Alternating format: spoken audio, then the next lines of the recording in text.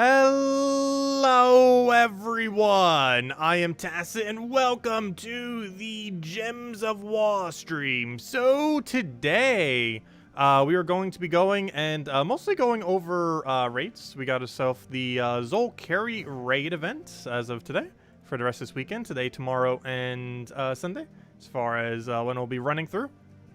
Since it's Zhul'kari, we do have access to a few interesting options. Main one being, or two main ones, Web Spinner, gonna be pretty insane, triple damage. Haven't checked to see how many things will have immune, but that alone is already going to be pretty decent. But obviously the boss itself has immune, but everything else as far as killing the smaller units should be pretty solid for it. Obviously the raid troop will be pretty good, which I actually completely forget which one it is. If we type in the word boss, it is the Tarnatella. So this will obviously be able to very easily handle the boss troop. Deals damage to an enemy, boosted by webbed enemies. And if they are boss, obviously it does the standard amount of damage. Basically has no additional effects since you probably won't have too many webs on the opposing team. So they're mostly just using it as a standard boss killer where you could do it with Mang into Tarantella. And you're pretty much already good to go. Oh wait, never mind, you can't use Mang. Aha! Hold up. I forgot. Oh wait, yes you can. Hold up. Yes you can. Never mind. I forgot, this restriction's not like the other thing. But yeah, you can run, duh. You can run Mang into, did I spell her name wrong? Apparently. But, you can just do Mang into her and you're pretty much good to go. Oh, it's Tarantella. But, yeah, Mang into Tarantella into 2 follow-ups should pretty much be good to go. I believe we're going to be running a little bit more of an AoE method, at least initially anyways. So we're probably going to go a little bit more towards a Weaver. But if you need something cheap, Mang into Tarantella is going to be your best option.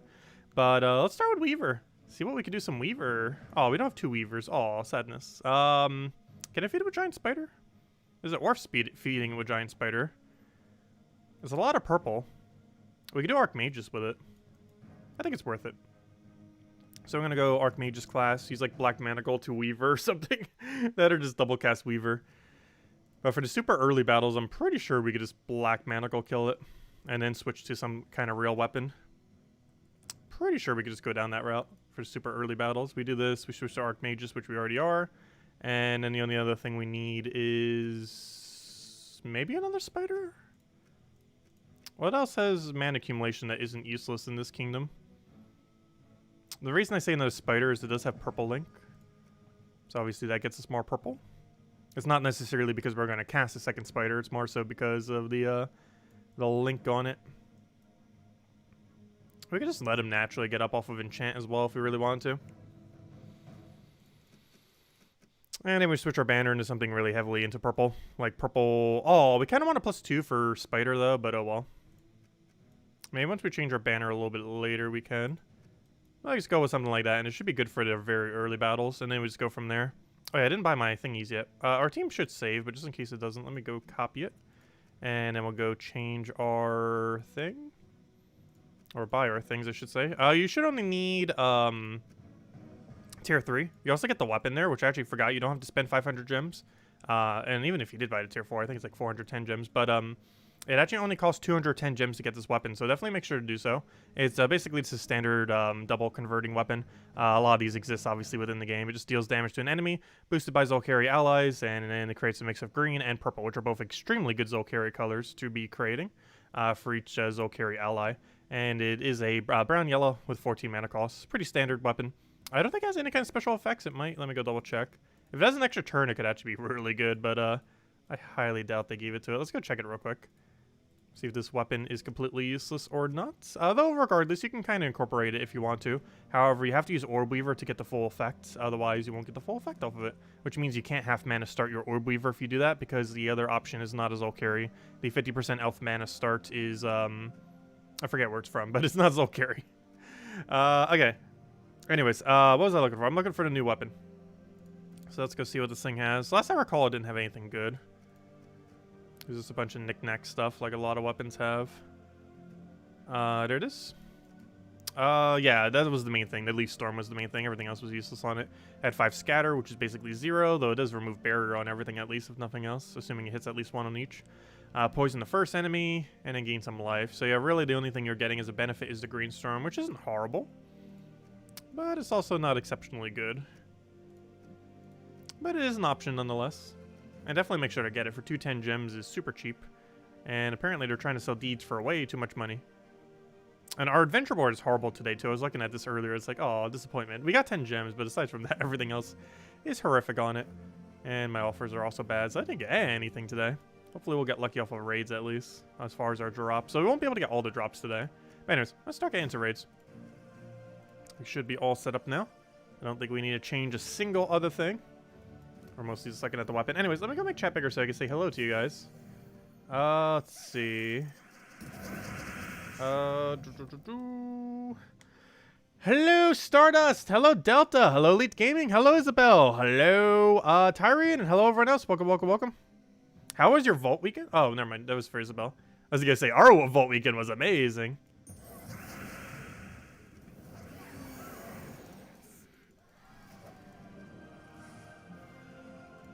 Oh, we got a Valraven already. We already have more battles than what we started with. Amazing. Also, is anyone else noticing my stream is lagging? It might be a YouTube thing right now.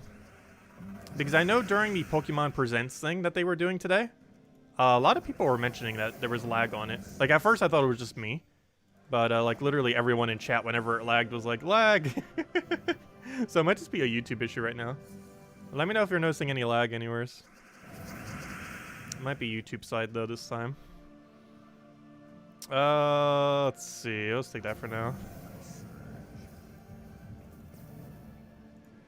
We'll convert away that. We're in one-shot range, so it doesn't really matter. Oh, am I set to magic right now? Speaking about things that do matter, though, we should be set to 12 magic. Which we are not. Had a feeling we weren't. Definitely gonna need that. But yeah, we can basically keep using this until it stops working. Or, you know, until Black Manacle doesn't, like, one or two shot. And then we need to actually build into a real team. Theoretically, this could be a real team, though. Also, you technically don't need Weaver here. You can literally just go 3 Giant Spiders into Black Manacle if you're looking for a cheaper option. For this super early stage, it's actually stronger than what we're using right now. Because obviously we're not casting Weaver at all, and it's not actually doing anything for us currently. I'm just going to pass my turn so we can Black Manacle in case we need another, however, I think we already have it. What team are we using? We're currently using Black Manacle into Triple Spider. And then we're probably switching into either a Weaver build or Mang into the Boss Troop, which is always a good way to go for raids. But all the still one-shots, we're using this. And probably even once it's still double shots, still be worth it. Though we'll stop one-shotting soon.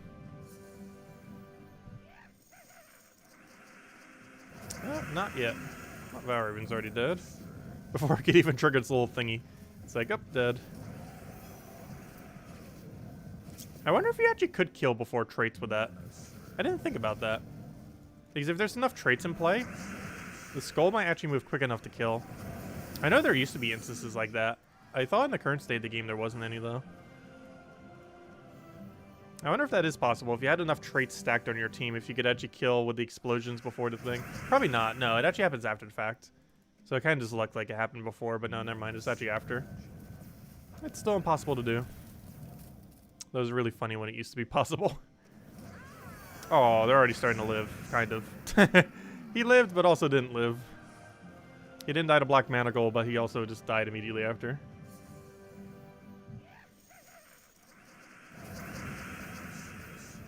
Yeah, we need to go change up our team soon, I guess.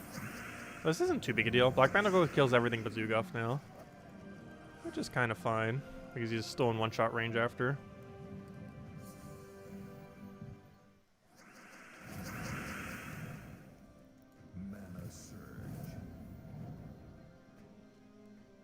We don't have an extra turn here. But we do have a lot of mana, so we'll do that. Do this. And then Weaver finally gets to do something. I think that's the first time I cast Weaver all day.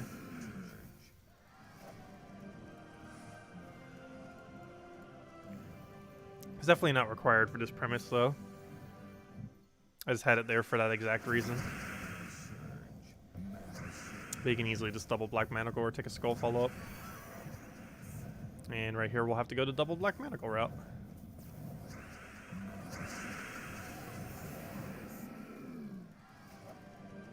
Yeah, in about 5 more battles, I believe this team stops working. In which case, we'll have to switch it up. And I'll probably just build a really standard low rarity raid one. For anyone that doesn't have the Weave. I don't feel like Weaver's going to be that required. It's definitely helpful to have for this event, but it's definitely not needed. Okay, we got the Devourer. I think it would have lived otherwise. We have both of these ready to go. The only problem is they have low alignment. I kind of just want to take something and just hope we have follow-up on it, so we'll do this. Oh, he gets purple out of that, though. Well, technically he uses every mana. He is he's special Zoogoth after all. We can do some brown. And he's just dead.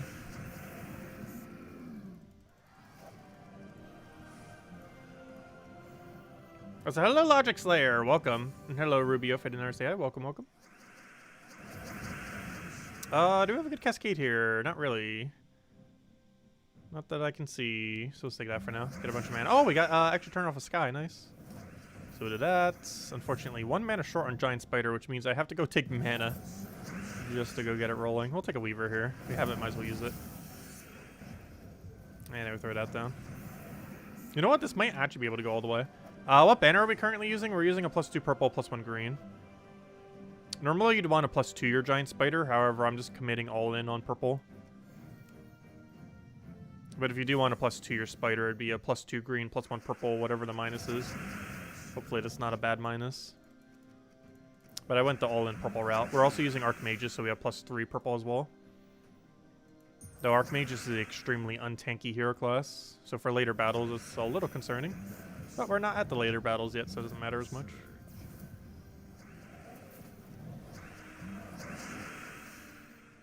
I'm actually gonna go for Weaver first in case we get an extra turn off of it.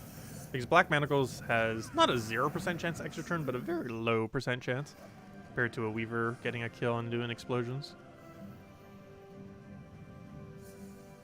Hello, Rival Darkness. Welcome. Yeah, everything's been going pretty well. Pretty much just finished watching the Pokemon presentation, then did the stream. Just grabbed a little bite to eat in between. But yeah, they announced a bunch of everyone on Twitter wanted Generation 4 Pokemon so much that they actually made 2 Generation 4 Pokemon games. They made a remake of Diamond and Pearl, and they made some new one that's based in the past in the same region, which actually looks pretty cool. Looks like they're going for like an open world concept. Let's see, we'll throw that down. No Pokemon Unite news though, which kind of makes sense. It's still in beta. They're literally beta testing it in Canada right now. I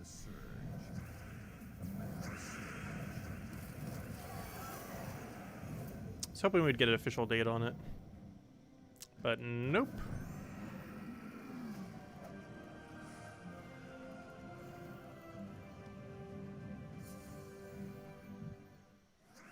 Yeah, I think their plans for the game got a little bit delayed. Like Century Age of Ashes, I'm pretty sure it got delayed a couple months compared to when they initially wanted to get it out.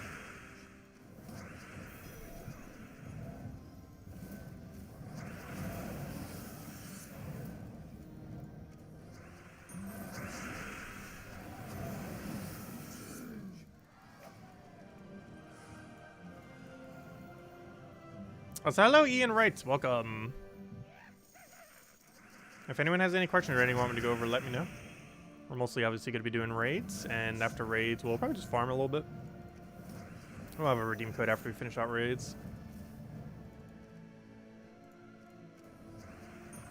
But yeah, tier 3 should be enough. You get the weapon out of it, and you get what should be enough battles just to get your whole guild through.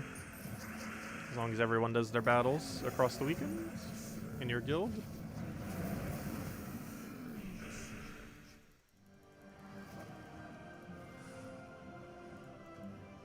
Yeah, we're already pretty far. We're actually already at Portal 9. Or, you know, the guild is. Obviously, we didn't get all the way there on our own.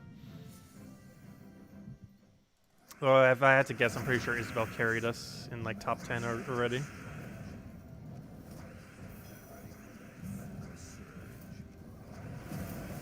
Uminif versus Lord of Slaughter, or Lord of Slaughter, hands down.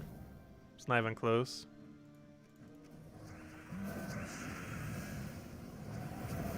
Uminif is one of those really weird troops where it's not a bad troop, but there's so many troops similar to it that are just better than it, that even though it's not bad and actually pretty decent, it's almost never used. It's because there's better troops. Like almost all of our aspects are done better by something else. Even though the troop itself is actually pretty decent. It's a really weird situation, where the troop's actually really good, but it's almost never used because other things are so similar. Mostly Zhul'kari, of course. But yeah, Lord of Slaughter is just an absolute powerhouse. It's basically Shagra, but Doom Skulls. It's insane. Why do I keep clicking there? Though I will be claiming that once we finish out all of our battles. What kingdom is next for faction? It's going to be Groshnok, then Warrens. Or not Warrens. Groshnok, and then Mergrim Woods. Yeah, hero class from there is called Warrens. But yeah, it's Groshnok is next. And then after that one will be Mergrim Woods. And then after that one, we don't know.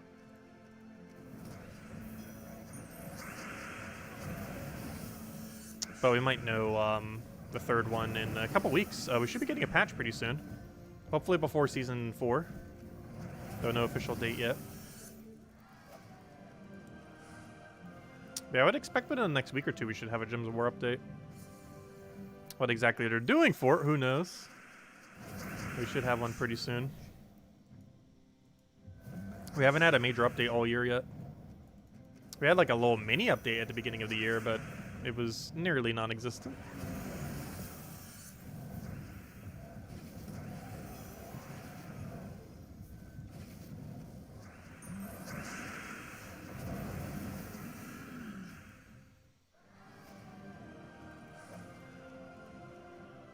Yeah, I believe we saw that earlier, didn't we?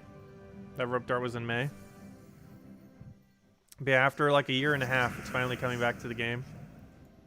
Which means a month later, they're going to nerf Rope Dart. Poor Rope Dart. Everyone's going to get it, and then they're going to nerf it. It's going to have the life and death treatment. Where after it comes back into the game, everyone uses it so much that they realize, oh, this is probably a bit broken. We should probably rebalance it. Hello, CeeLo. Welcome. But yeah, definitely get Rope Dart when it's available. Even with a nerf, it's probably still be insane. Even if they raise its mana cost to 18 instead of 14, it would still be used. If they did basically the same thing they did to Life and Death. Though it would be a little bit weird if it had a 17 mana cost. I don't believe any weapon currently has a 17 mana cost. I just feel kind of out of place. Because that would be the same amount of mana cost increase that Life and Death got.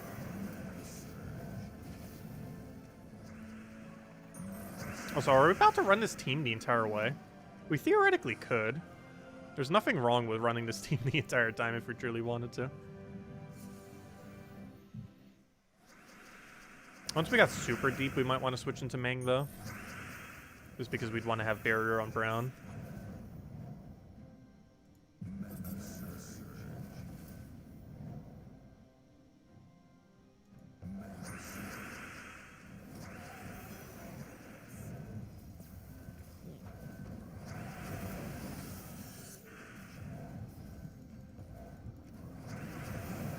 Yeah, raising its mana cost would have the least effect.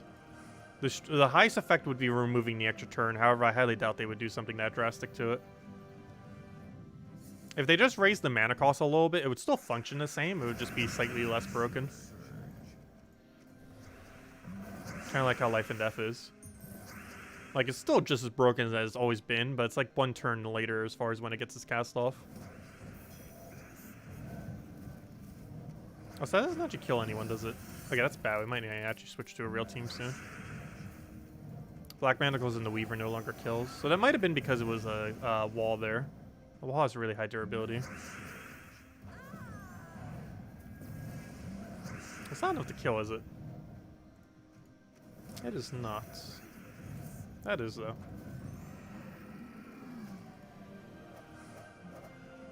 Oh, the weapon today is not horrible. There's just, like, the Zhul'kari colors that it creates, Like the coloration that it creates for Zhul'kari and the colors that it covers are actually pretty good for Zhul'kari teams. The biggest issue with it is there's just not enough Zhul'kari synergy to make it work currently. But it's one of those weapons that, like, it comes out, it's not going to be too good, but later down the line it's going to be completely broken beyond belief. It's one of those kind of weapons. Just got to give it, like, by the end of this year. It'll eventually find a team. They generally do those typing weapons. They stay dormant for a very long time and then just out of nowhere become broken when something gets released.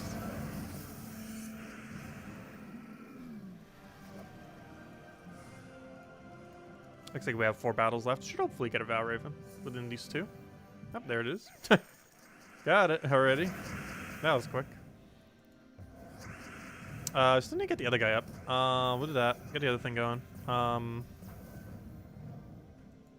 Take that out. We don't really have anything good here. We kind of just do that for yellow, I guess. Does this not kill? That's slightly problematic. That is ever so slightly problematic.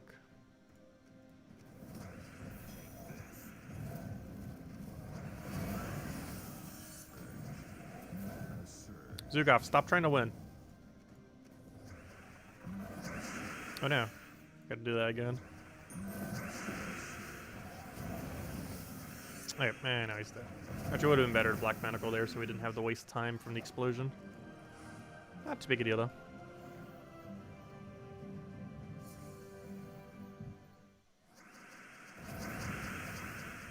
Is the Tarantera worth 200 gems? Well, you would do it for the weapon, not for the troop. You would use the Tarantella, though. If you do Mang into Tarantella, you could pretty much do this entire event. Titan Mang with Tarantella. That alone, regardless of what your other 2 options are, can do the entire event pretty comfortably.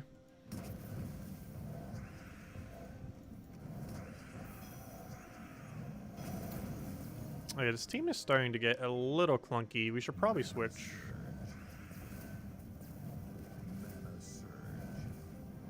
I want a Black Manacle here, but we don't have it. I'm actually just gonna take a purple here instead. So we can then do this. So we can then do this. And see where that brings us.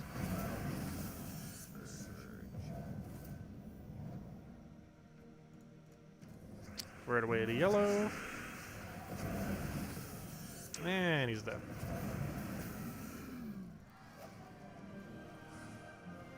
Alright, let's go change up our team. Should we just go and commit to Mang at this point? We do a web spinner team if we want to. Actually, we could Earth's Fury into web spinner. The problem with that, you don't have the tankiness though. But we might as well, why not? We'll run Earth's Fury instead of the Mang build. Same difference. Kind of. Oh, but then we can't use Giant Spider. Well, at least not as effectively anyways. So there's another problem. We don't have a Skull Spammer anywhere in this kingdom, do we? Problem. Maybe we do go the Mang route. Nothing even has a Skull Storm, do they? Nope. That's unfortunate.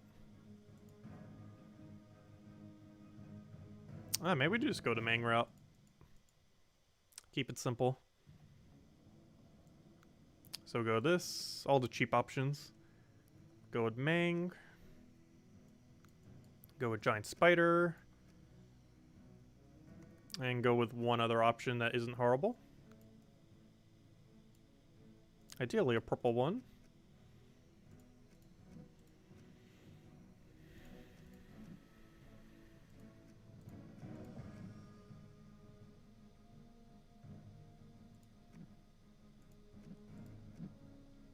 Interesting. One of them guarantee can't be webbed though, or cursed. So that's not too effective. Also, it can't instant kill the Zhul'kari, though. That's what Tarantella is for. Do we have enough rogues to get away with... No, you don't even count as a rogue. I was going to say, do we have enough rogues to get away with Night Spider? But no, we do not. Gosh, is Night Spider such a good mana generator? Look at how few rogues are in this kingdom, though. I think it's like 5, if not less. It might be like 3. I guess 4. Yeah, look at that. Like one of the best mana accumulators in the entire game. Obviously, it's unusable with rogues. Yet there's only 3 other rogues in this kingdom. And one of them's from the faction. One of them's the Kingdom Epic, and the other one is useful in some situations. But there has to be enough purple on the board for him to really get good value. And for an event like this, it just isn't going to upscale enough to justify using it.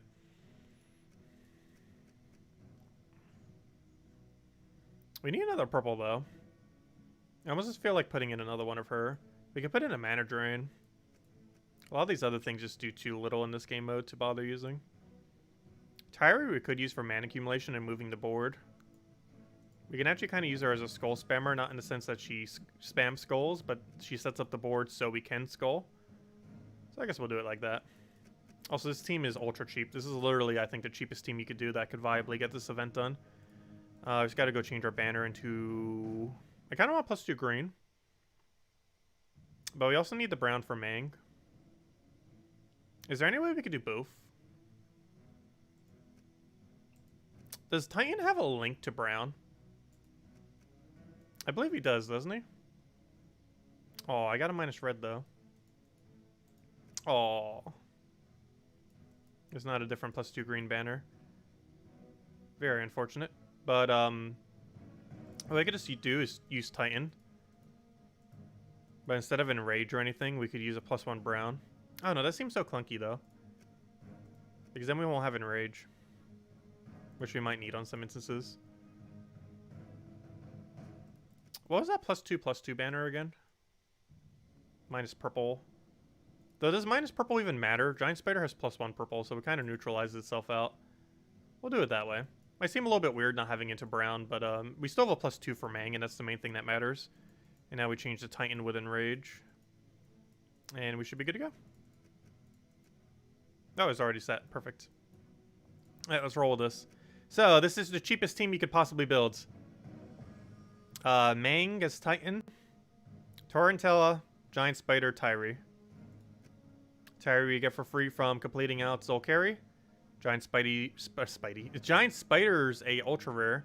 That should be easy to obtain. I believe it while upgrading the kingdom, you also get a copy for free. Tarantella you literally get just from throwing a few gems at the event, and you should be at least throw to tier 3 anyways to go get the weapon for free, which would also give you Tarantella along the way. And Mang, which you get just from leveling up, and you have it by like level 100 or so. Or maybe 200, somewhere around there. But anyways, let's go roll with this, I guess. Oh, I do need to go change my banner thingy though. Let's see. Also, if anyone asks later in the stream, let me go paste this over because I know someone will ask. That's the team that we were using earlier. And we're not going to be covering a video on it, though. Stream is our video. And this is the one we're using now. Just in case someone asks me later to stream what on earth the two teams are. There we go. Okay, let's go use it. Super cheap one. That's literally as cheap as you can get. I don't think you can make it any cheaper than that, while it's still being viable.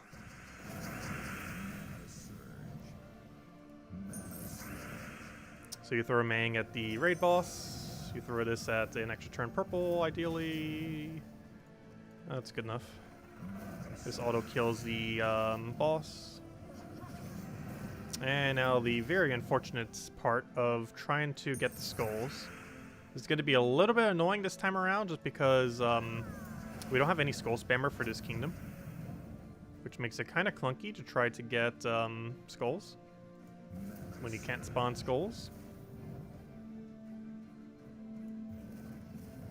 Worst comes to worst, we could start just removing literally everything that isn't skulls. And eventually we'd get skulls. That's why we have Tyri on the team. Because eventually it would just work. Also, that's enough damage to kill, so might as well kill it that way.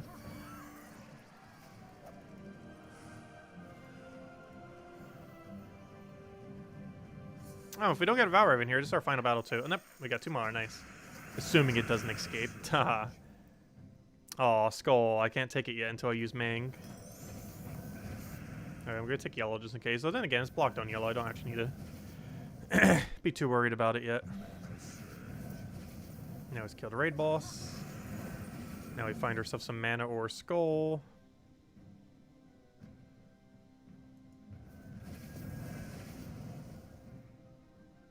How is there no conversion for this? I guess we'll do it on red. It's a pretty bad one, though. We'll do some brown because it's an extra turn for free. Though it does make it so we can't gain barrier off of it. Oh, we got our Skull. Can we Tyree to another Skull? Hopefully. Also, we should probably be careful with that thing's yellow. If we can get a main combo on it, I think we should go do that. Just in case. We don't want this thing escaping. And we just have Tyree do Tyree things. Still no Skulls, though. Come on now. Trying to get them near each other. Can I drop that far enough? No. There's nothing we could remove that would go far enough. Wait, does purple have extra turn on green? No, it doesn't. Because we could convert it and then Tyree into the Skull. However, the board is not set up to do so. We could do that into red. Aha! Strategy. We got it. That's why we got the Tyree. Gotta keep moving the board until it just goes into place for Tyree. See you, Rug. We'll catch you later. Thanks for stopping by. Well, hello, Gustavo and Pedro. Welcome, welcome.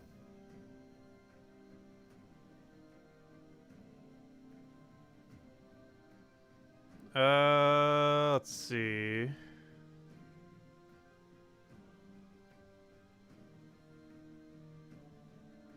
Oh, we already did Mang, so we just go for Skull. And we'll kill that out. Tyree, what can you do right now? Let's actually remove blue and get a map. Did it for the Cascade.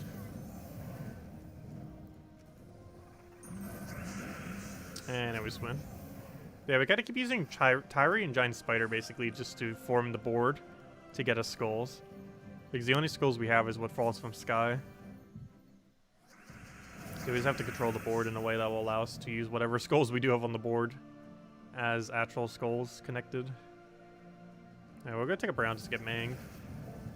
And also for barrier if we didn't already have it.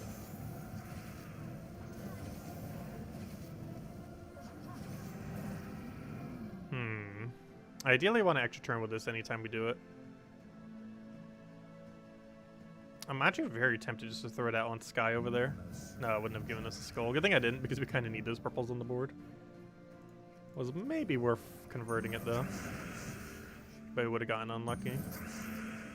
Too bad those weren't the same color. We can convert those away to go get a Skull.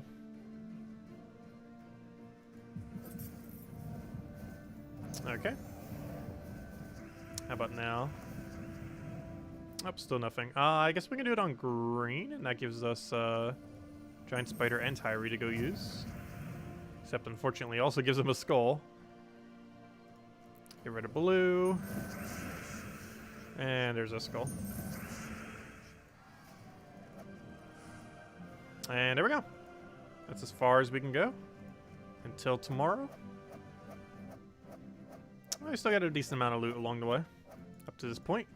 We got a vault key, 55 gems, 10 event keys, 30 diamonds, 2,800 gold, 20,000, oh gosh, 2,800 souls, 28,000 gold, 12 minor wins, 8 runic wins, 5 arcane lights, a useless major green, 2 orbs of chaos that are hopefully both blue or purple, 3 celestial, and a portrait. Wait, we didn't already have that portrait? Interesting. Seemed like one we'd already have. It was like one of the first troops that came into the game, or, you know, in the first set. We got a purple. No blue, though. And we still got 3 more orbs. 2 smalls and a major. There we go. And that's all you got to do. Tier 3. Use a team like that. Pretty straightforward, and you're good to go. Yep, Isabel carried. Had a feeling. I'm actually surprised it's not top 20. Why are people going so hard on this event for whatever reason? That's rather strange. Really surprised that amount of points isn't top 20. But anyways, let me go hand out a code. And I'll probably mess with a bit of token farming. And hopefully we get lucky. We got an Anu last night. We're so dry on Nisha right now, though. I just need 3 more Nisha. And we haven't gotten a Nisha for like a month. Maybe a little bit longer. Haven't been farming as much for it lately, but definitely need to be. It's a Dust Devil team. Made me not farm with it as much. Oh, I should have probably left that open. We're gonna need that again tonight, I mean. Let's see. Where is the thing? Code section. Stop hiding from me. There you are. Put that right over there. Put that over there. Put that over there. Click refresh. Put that over the way to the side. Put that there. Grab the whole thing. And there you guys go. There's a redeem code. Use on gemsofwar.com for the game code section. Your invite code can be found in your settings menu. Whatever game says right over here is what you put in for your invite code. Redeem code is right over there in chat. Just copy paste the random numbers and letters starting with YNY. And give same word as always. 2 treasure maps, 1 gem key, 200 souls, and 2,500 gold. Enjoy, everyone. Alright, there you guys go. And only use one PC mobile version. And you probably want to save the gem key for next week's mythic. Anyways, we'll do dailies later. Always like doing them for the nightly stream, just as a reminder to everyone. Don't forget to go claim them. Nothing really too useful to miss, though. You're only missing out on 10 gems. That's still worth doing, especially if you don't have all the hero classes maxed yet. They're a really good source of hero class XP. Of course, we already have them all maxed. At least until they start adding more again.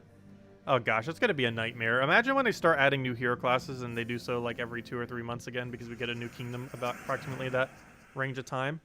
And we have to start actually upgrading hero classes again. It's going to be annoying. I'm glad to finally see it done, but we're going to have to start doing it again. If we really wanted to, we could waste a bunch of gems to power level them instantly, while also simultaneously making leaderboard. The only problem is a lot of people are also going to do that, so the amount of value off a leaderboard that we get won't be too particularly high, just because everyone's maxing it out at the same time. However, if nothing else, at least that'd be a great way to cover a video on the hero class pretty early if we do that, so who knows, maybe we actually will do that. Because if we max out every hero class immediately, it'll allow us, like, pretty much the day after to go cover the hero class in its entirety. Because if we buy it all the way to max on day 1, it costs like 5,000 gems. But if we wait till like day 2, it only costs like 3,500 or so. Which is still an absurdly high amount, obviously. But slightly less so.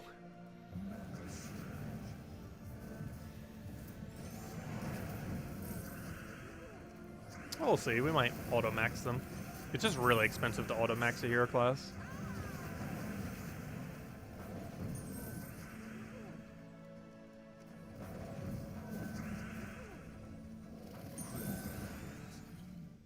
So hello, Touts. Welcome. So hello, Chris Border for the say hi. Let's see. Finally back to 3 Nisha medals. Nice. After maxing Phoenicia, when you only had 8, you scored 5 Nisha tokens last week to get you back up. Nice, nice. Yeah, I still haven't upgraded my Phoenicia. We're really close to being able to do so. However, my biggest concern is what if she's not viable anymore? That will always be in the back of my head, preventing me from ever upgrading something. Even though we might finally have all the resources to finally upgrade something by the end of next month or May, somewhere around there. But, I mean, next month or April, I mean. But, I don't know, even once I have enough, I'm probably still not going to do it initially. Just out of concern. Because Phoenicia's traits are abysmal. And if something better comes, or, you know, a better ability that does what she does, essentially, just differently, she's never going to be used again. She'll go pretty much from S tier to, like, C or D tier within seconds. At least relative to other options. Honestly, I should have probably made Uminif lower on the tier list when we placed it. Because generally, if something's outclassed by like every other option, I generally like to bring it lower. The main justification for Uminif is that if you can't get Zhul'kari, it's a good alternative until then. It's so ridiculously situational, which is what Phoenicia would be if a better similar option ever came into the game.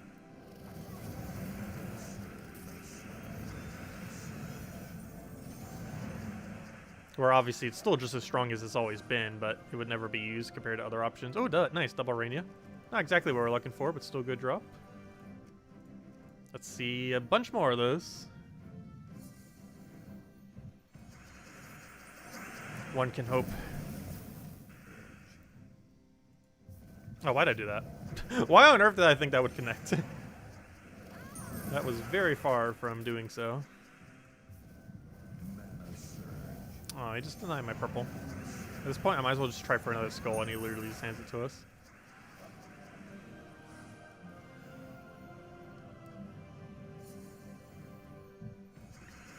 Yeah, if anyone still has any other questions, anything you want me to go over, do let me know.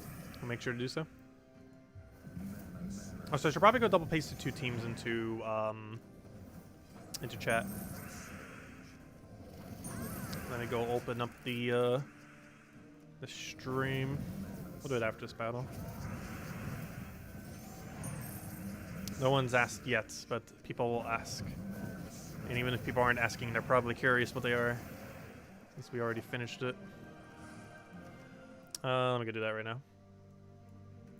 Where is the thing? Go there.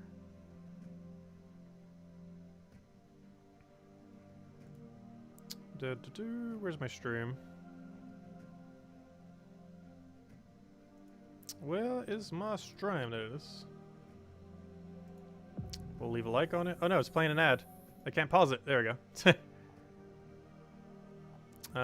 Where is the copy pastes? We need the 2 teams on paste. Let's see.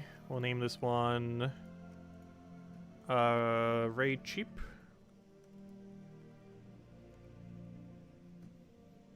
And I'll name the other one Raid Early. Let's see, what's the easiest way to do this? I'm not sure if this is actually going to work. Oops, it's too many characters. Whoops. I'm trying to divide them. And then Raid Early.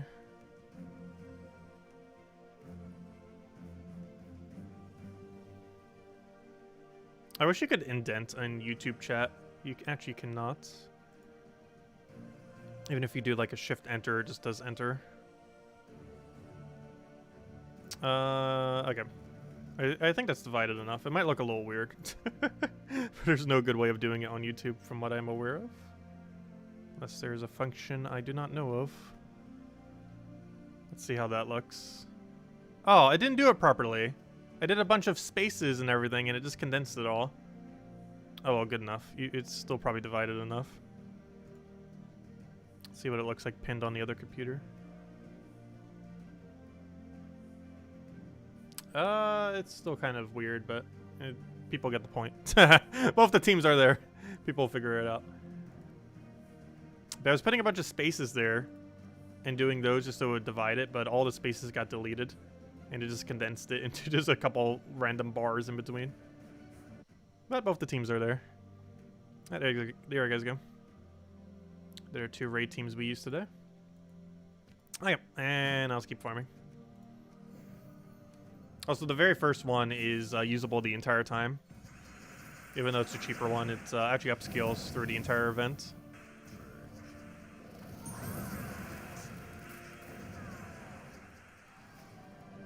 Remember to post on video comments too. Yeah, I'm not sure why. Sometimes the chat doesn't save to the after stream, even though I have it set to do so. And whenever it doesn't save, people can't see the thingy. So yeah, I'm gonna go copy paste on my other computer just so I don't forget. Because now that we handed out the code, I'm not going to be using that copy function. Whereas we might still do it for Gems of War if we do something. Like switch out a team or something. So now to be on copy paste on an area where I will not accidentally overwrite it.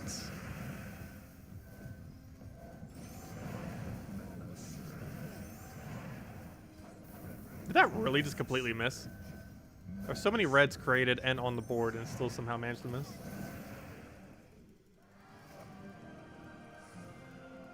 Pretty amazing.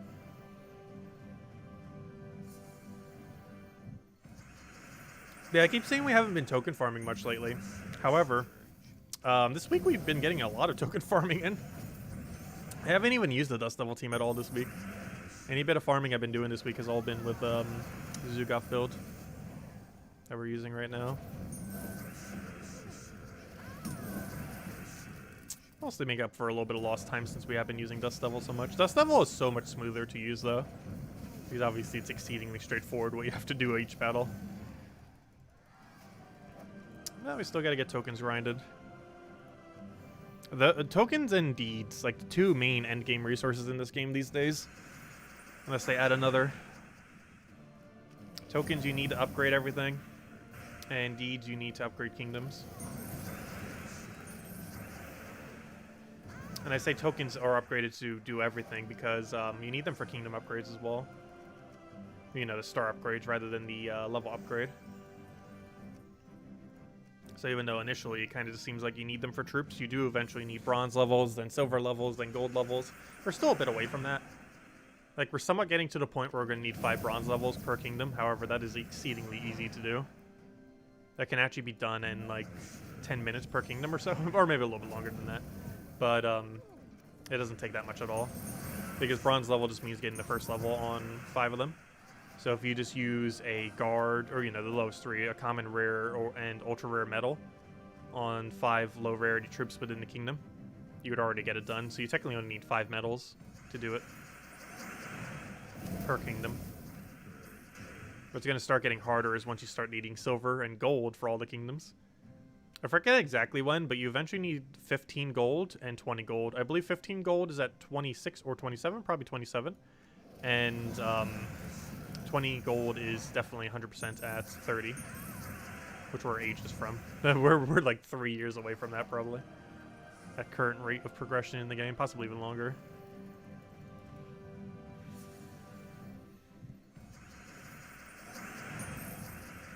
Like, if we get more kingdoms, it'll definitely be longer than 3 years. At least in the current state of the game. Also, we're getting surprisingly close to 1,000 troops, by the way. I believe we're at 967? Something around there? Go check after this battle. So, what are you doing trying to win? Don't make us have to solo Leprechaun. Oh, wait, why'd I do that? I literally just gave him a skull. Okay, as long as he doesn't find one more skull somehow. There we go. Almost had to get that solo Leprechaun in there. How many troops are we up to? Oh, tribute. Good thing I checked. 17, nice. I'm looking for... how many troops? Hey, I was right. Oh, no, I said 67. It's 37. Well, actually, it's technically 38. I just haven't bothered crafting a Rage Karen there. But yeah, we're getting close. 62 more troops. Every faction we get 4. Every month we get around... well, it could vary, but around 7, I think it averages to. Since the factions are now every other month, in a sense. You know, they're every 6 weeks. But, yeah, we'll get there soon. I believe at current rate, by the end of summer, I believe we have 1,000 troops. By, like, September or so. Late August, sometime September. Around there, I believe we finally hit the 1,000 troop milestone. Which may be a little bit later than that. It really just depends on what other things we get, and especially if we get kingdoms. Because every kingdom would bring in at minimum 8 troops, if not more. Probably even more. If they start doing kingdoms again. They teased us with it at the beginning of the year, but they still haven't given us any official dates. So we don't know. It could be early this year, later this year, next year. Given that they just announced it, it's probably like a year and a half from now. Let's see, I'll take that over.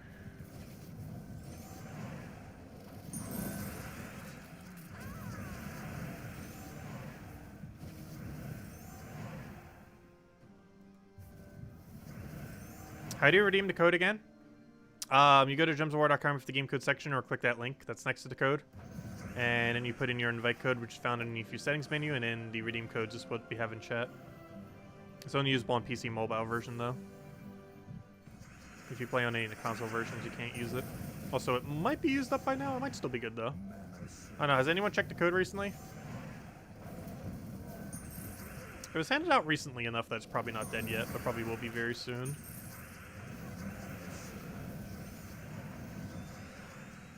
Is there an easy way to look at kingdoms with elite troops counts? No. Not currently. Actually, no, that's not true. If you go by kingdom, the closest we could do is order it based on elite level, and then click the kingdom you want to check. So right here, we could check that Adana has, wow, a lot. Oh, because I was upgrading mechs. So we can see here that Adana has 11? Wow. That is a lot for Adana already. But if we go to, like, Blackhawk, I can now see I only have 1 for Blackhawk. For Blighted Lands, we can see we have 5. This would be the easiest way to do it. Broken Spire, we have 3. I'm not sure if there's any third-party tool. I'm not sure if GOWDB to gemsofwardatabase.com does it breakdown for it yet. But this is the closest you can do for looking for it. We can see Divinian Fields has 4. But you have to manually check it 1 at a time. But that's basically how you would do it. Sort by elite level, then sort by the kingdom you want. And that's the closest you're going to get to figuring it out. But you have to manually check every single one.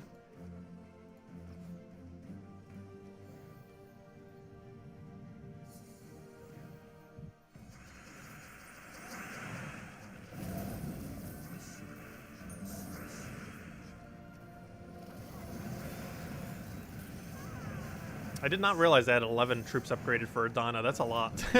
We're almost already done with Adana. Because in the current state of the game, the most gold elite levels you're ever going to need for a kingdom is 20. And we're at 11 in Adana already. And that's before they add like 10 more troops to the location. By the time it'd be 30 stars.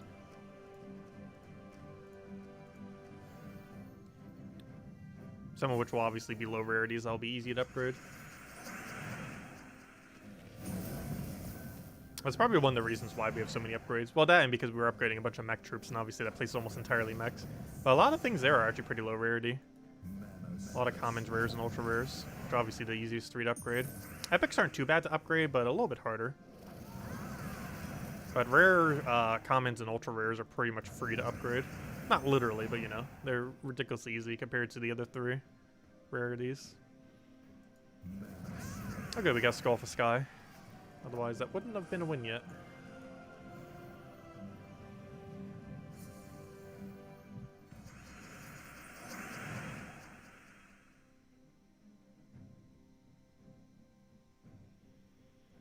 I'm not sure if Gems of War database has a breakdown for it.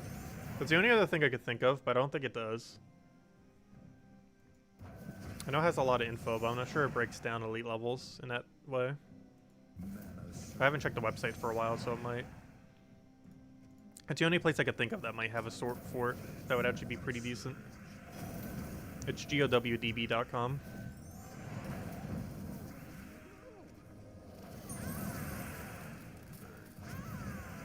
It doesn't yet? Oh, okay. Well, it might get as a feature eventually.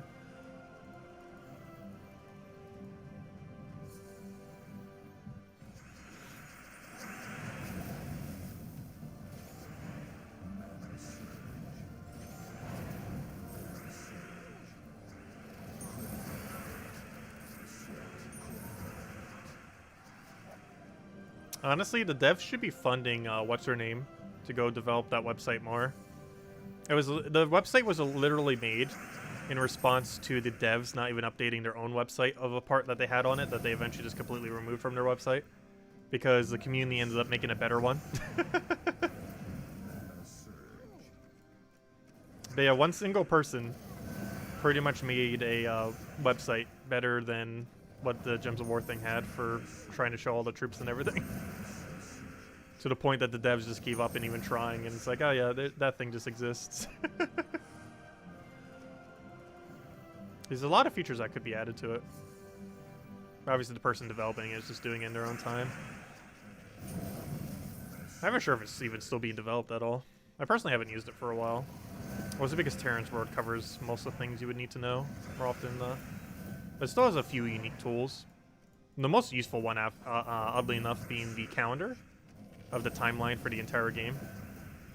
It's always interesting to reference for things. Because obviously I don't remember exact dates when everything happens. I remember generally when things happened. It's hard to remember all the exact dates. But that website has a good majority of them. Mostly when troops and such come out, as well as updates. As far as specific actual changes, it's hard to track on that website, though.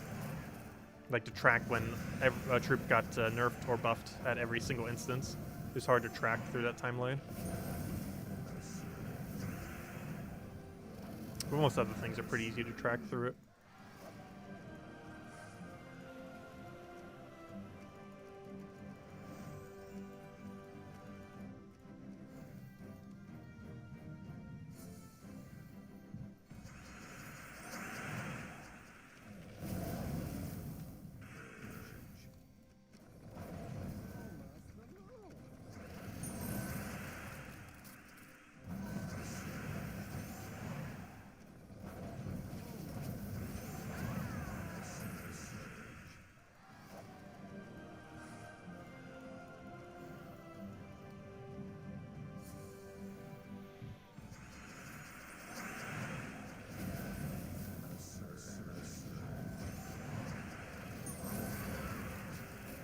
Yeah, that's the one we want to see. If we could just do that every single time, token farming would be so much quicker. Unfortunately, it's not that consistent.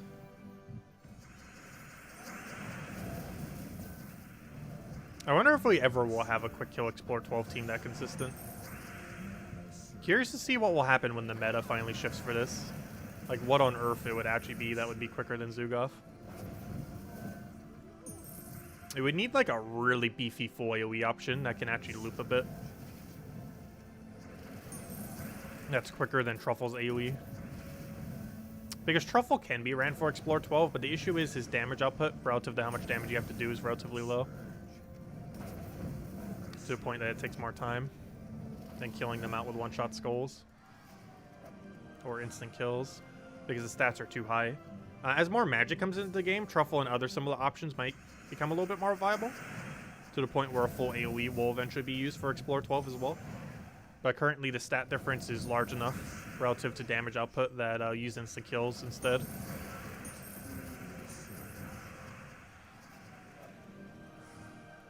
But there will eventually come a time when damage output's high enough to do Explore 12, though it could still be a while.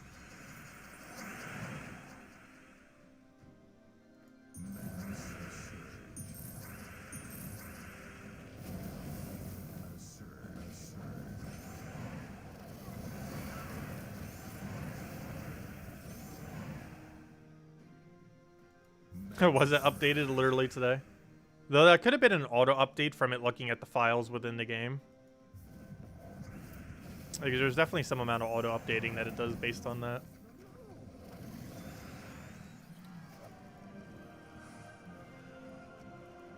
So it might not have been a manual update.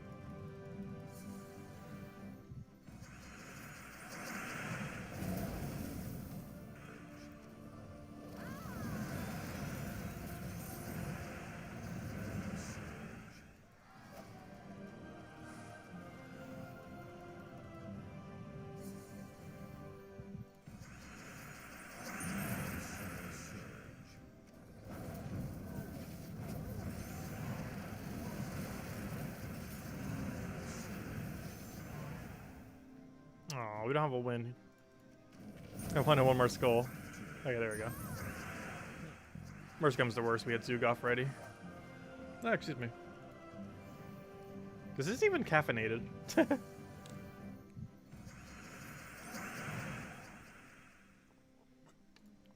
Also, I finally found raspberry pure leaf iced tea by me again.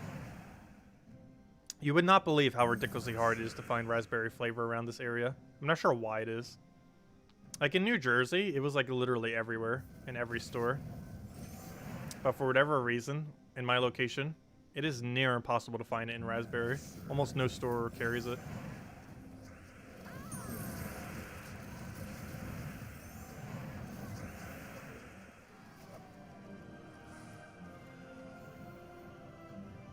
I used to have a raspberry tree in my backyard as well when I was younger. Probably why I like raspberries so much.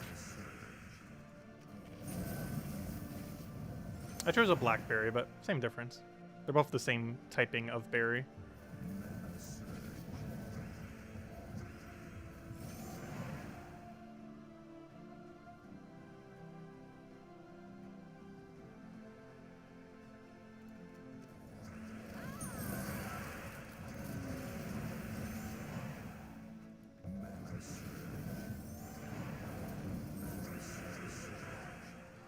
Well, the update that it did was likely for the new weapon. If the website was just updated today, it was probably updated to include the new weapon that was released today. Because that's the only new piece of content that came out.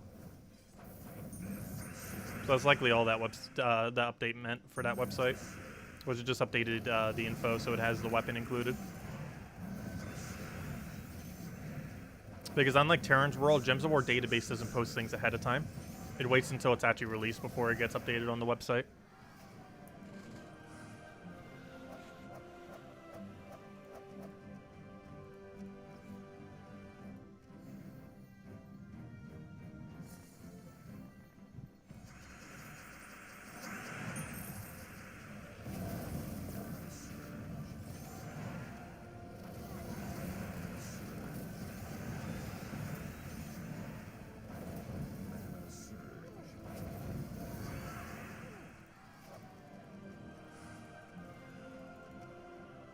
Nice and Arania.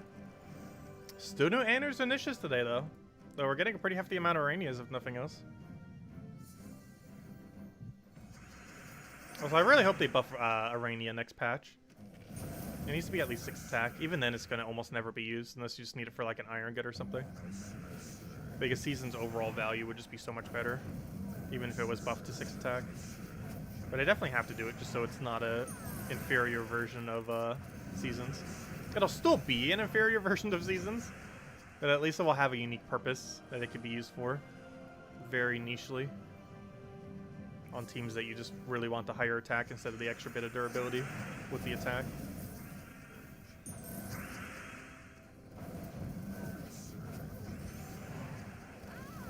Which realistically would only be used for Iron Gut when you don't have enough attack value to get a guaranteed Devour.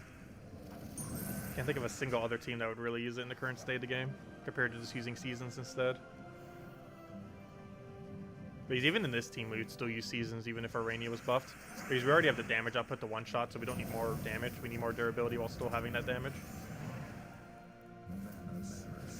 And that's what Seasons does.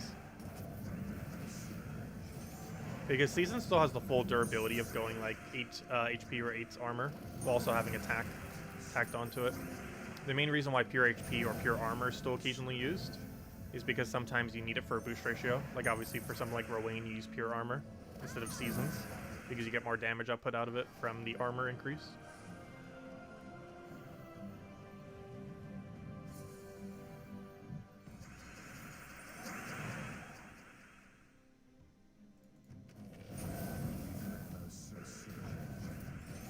What's the Uminif team? I'm not even sure what the meta for Uminif is in the current state of the game. It's not one I mess around with much. So I haven't been able to do too much testing with it. Because obviously once you own Zhul'kari, you just stop using it completely. But you basically have to see if in the category of battle what you're doing, if you can have enough to always one-shot. And if you can't always one-shot, you need her set her up so she can do the one-shots. And you basically just have a your strong hitting troop up front, followed by Uminif, a mana accumulator, and then the one troop that sets up the amount of damage to make sure that you can get the one shot.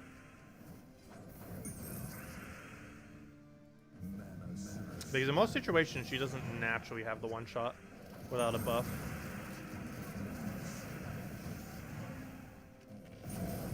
Or without lowering the enemy stats, or I should say HP or armor, obviously.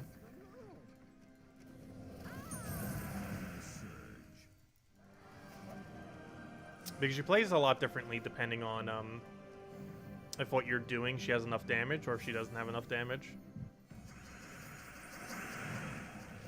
Because if she already has enough damage, she's basically Zhul'kari without freeze or burn.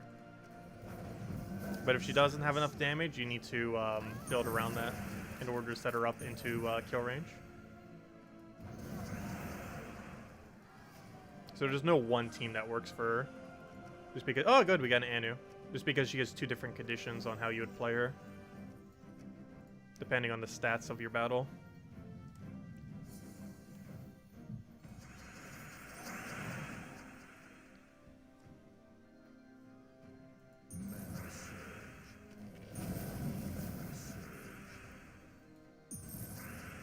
One thing it's actually surprisingly good with, if you happen to have it, is Megavore. Megavore is surprisingly good with Uminif. Not only will it occasionally get the 8% instant kill chance whenever you're doing your extra turn skulls and such, or mana accumulating for them, but you also get to armor tier. And in most situations in the game, Uminif will one-shot anything that has their armor torn, just off their other stats. Which is a really good setup troop for Uminif.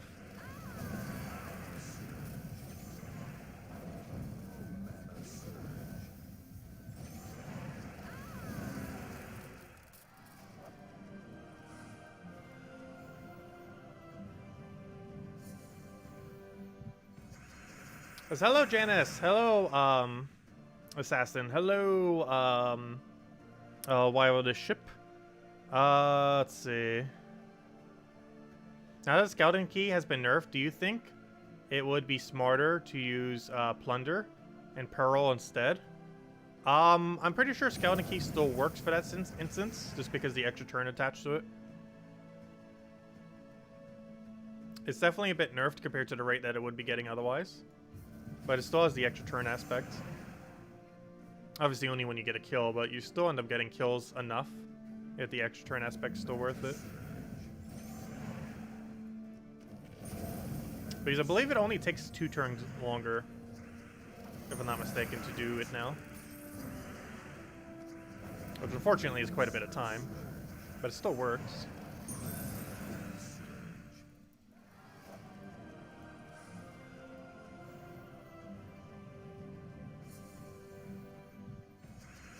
And by 2 turns longer, I mean 2 Skeleton Key casts longer. That's actually more than 2 turns.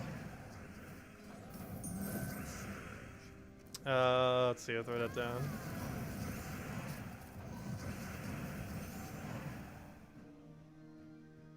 Purple, where you at? Oh wait, why did I not take that skull? Well, luckily he didn't either. Why did you not take that skull?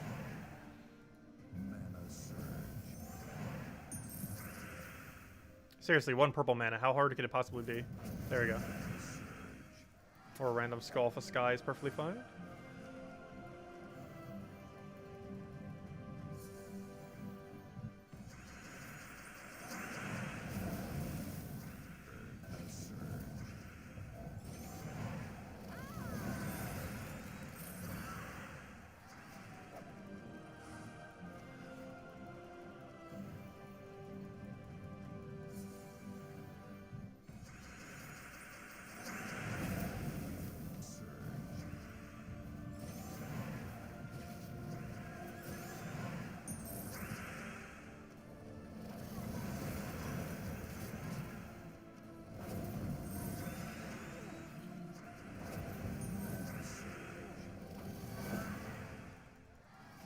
Hey, who was asking about the Uminif version earlier? We can go run it real quick. It's been ages since I ran Uminif. Just because obviously once you have Zhul'kari, you don't really run her anymore. But this is pretty much the team you would do for it. It's, actually, I kind of want to save this team. Because I might use that for Green Guild War. Just for the sake of doing it. It's not going to be our permanent Green Guild War team, but I kind of want to mess with it. Okay, anyways, let me keep that in case we need it for the video as well. We'll overwrite this one. Okay, so Uminif. Gosh, it's been forever since we used this thing. But it's basically a 25 mana cost Zhul'kari once you have this set up for it. We'll do the what's his name version of it. Gosh, what's his name? I literally just said his name earlier and I can't remember his name now. Megavore.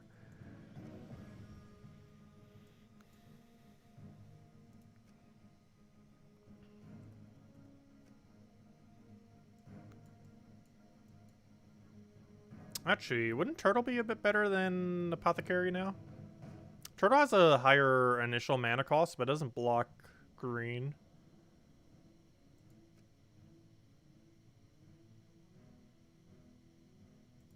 Actually, would we even need hero? Well, we'd kind of still want to have Slayer class, so I guess we kind of still need hero. We kind of want a mana accumulating weapon, though. Like Mountain.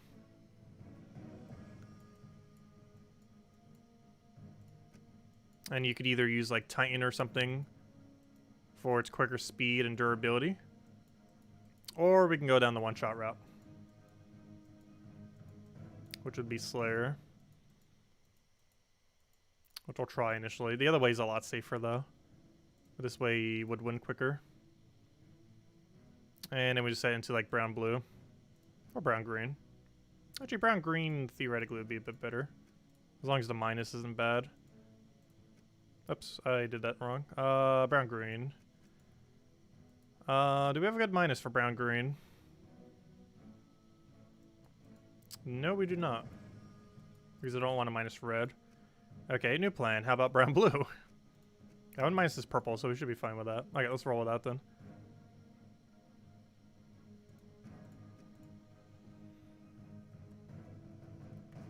Uminif 12. Yeah, it's been ages since I ran something like this. We'll give it a shot. But this is basically Zugaf, if you can't get Zugaf. I think the Megavore might be required for this team, though, on Explore 12. For other areas of the game, it wouldn't be. But specifically for Explore 12, I do believe it actually does require Megavore, unfortunately. Please Surge. Good. Okay, if we just have a good Apothecary here, we kind of just win. Problem is, we do not. Which means I gotta go Mountain Crusher. And then we should be good to go. So all you do here now is throw down a Megavore. Guess we'll do it on him. Oh, he got the conversion. Oh, we definitely want to Skull Spam him, so let's kill out his first slot then.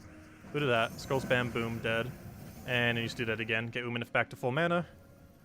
Cast it out. Full mana, please. Get Uminif to full. Cast again. Dead. Skull Spam, boom. But that's basically what you do with it. And then Uminif just keeps one-shotting and you keep getting Skull Spam like you would a Zugaf. Though do keep in mind you don't have freeze, so if she does miss her Skull Spam, you do get Skull countered. Which makes Slayer class even easier to die. You could go with something safer like Sentinel or Titan hero class if you feel like you're dying way too much. But that's pretty much the team. This either with Slayer, Titan, or Sentinel hero class. Sentinel would be the absolute safest, Titan would be the in-between, and Slayer would be the absolute quickest, but also the riskiest. That's basically what you would do. That's basically Zugaf without Zugaf for Explore 12. And that's basically why Uminif is decent, because it can run Explore 12 like that. And in locations where stats are a little bit lower than this, but still high, you can actually run Uminif without the Megavore. It just depends on if she can or cannot kill. And if I'm not mistaken, she cannot kill Explore 12. At least in the current state of the game. At least not without the Megavore armor tier. Or some other armor tier. Obviously, you could use a weapon for it too. But Megavore is just nice because it does all four at once, so you don't have to keep casting it. Yep, that's the team. That's the Explore 12 without Zugaf build. That still functions like a Zugaf.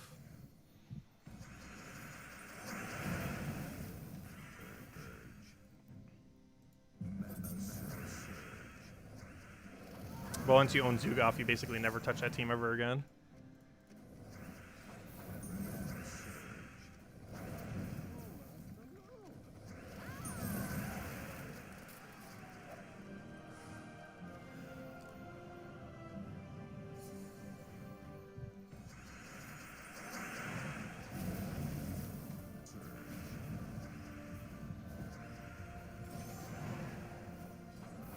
Oh, that was a big miss. At least we got our 1 mana.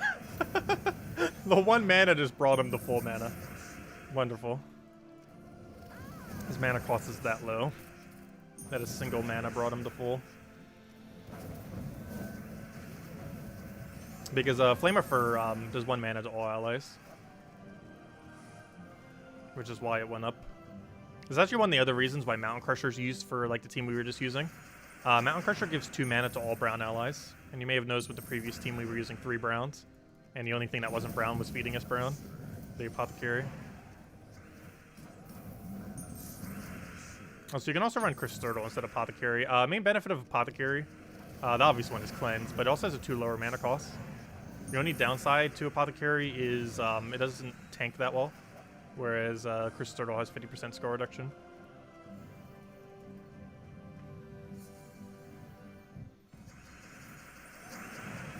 And of course the other benefit to KrissTigger, although it's situational, is it's using Bounty Hunter. Or usable in Bounty Hunter. Yeah, that's something where Uminif would kind of backfire a bit. You notice there he got an extra turn skull. If that was Uminif, we would have gotten hit by both skulls. But because Dukov has freeze, we only got hit by 1.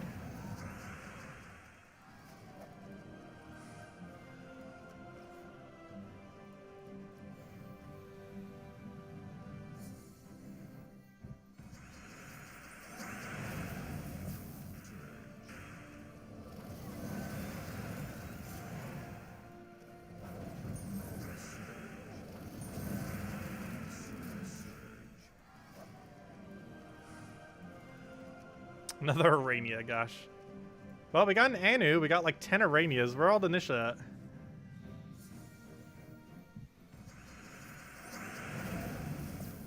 You know you're out there. Somewheres. Oh, I can't drop into that. Oh, hello. I have a skull.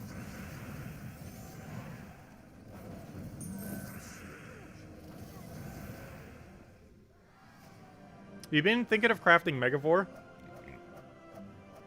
but Black Hulk event is in 2 weeks, so might just try forward instead. Yeah, it's probably your best bet, is wait for event keys on it. And if you don't get it, then maybe just wait for the next rotation on Soulforge.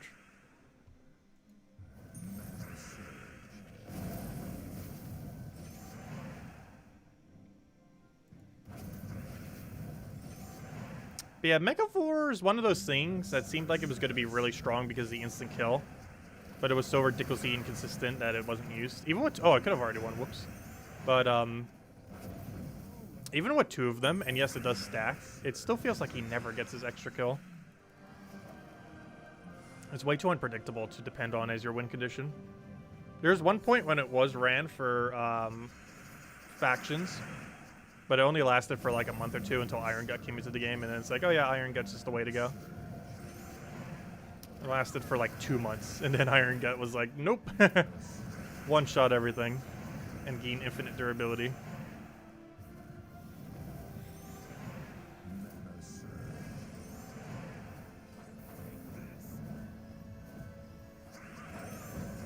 No, that's not a kill because it gains barrier. So if we wait long enough, it'll literally kill itself out. If we let it cast 3 more times. Though ideally, we won't let it live that long.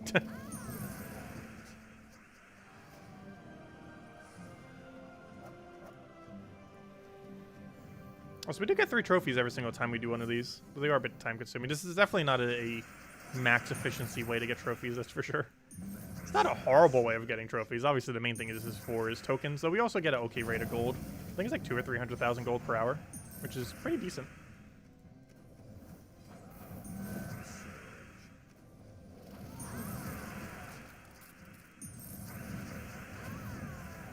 You spent 1,200 vent keys to try to get Phoenicia this week, and instead got 2 Zillow-Pachli. Oh, that's unfortunate. That is very unfortunate. Yeah, Zillow-Pachli is super bad. We tried using it with the new mythic, and it could even do that right. A literal common of finesse was better than the mythic, because I was like trying to mess with the team, and I like use Zillow-Pachli with finesse and like something else, and you know, the mythic. And it was like, okay, this kind of works. And then you just put a second finesse in instead of the Zillow-Pachli, and it's like, oh yeah, this works better. Why do we need Zillow-Pachli? It's such a bad mythic. It's definitely top 5 worst mythic in the entire game. Zillow-Pachli.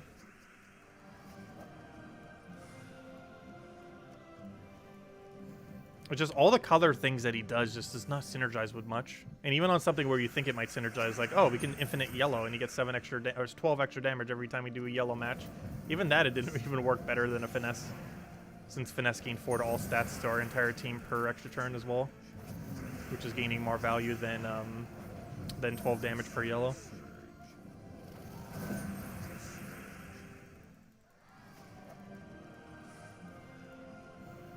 Oh, hello, the White Tiger. Welcome.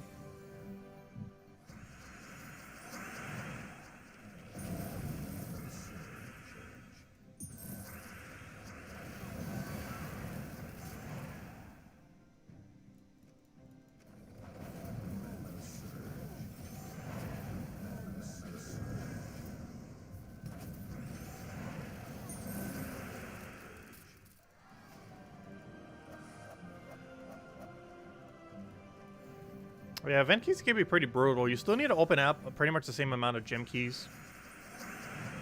So even with 1,000, it's not guaranteed. But that's about how many you would need to open per mythic. And even then, it might not even be the mythic you need, since it's a random one from the kingdom, which is still a very concentrated drop table. However, obviously, if there's like one good mythic and one bad mythic, can't actually choose which one you get. Also, I had the win condition and didn't take it. Whoops. Do you have any ideas to buff Zhul'kari? He's kind of interesting in that he's kind of like Zhul'kari and who are just going over Uminif. The base of his ability is the premise of when you get a kill, you do 12 skulls. So it's very similar to Uminif. Yeah, Uminif is still drastically more viable just because its capability of landing a kill is way higher than that of Zhul'kari. The biggest issue with Zhul'kari is mostly that he needs to remove purple from the board in order to accumulate mana, while boost ratioing off those purples, while also boost ratioing off a yellow, which he doesn't even use. It's just a very strange combination.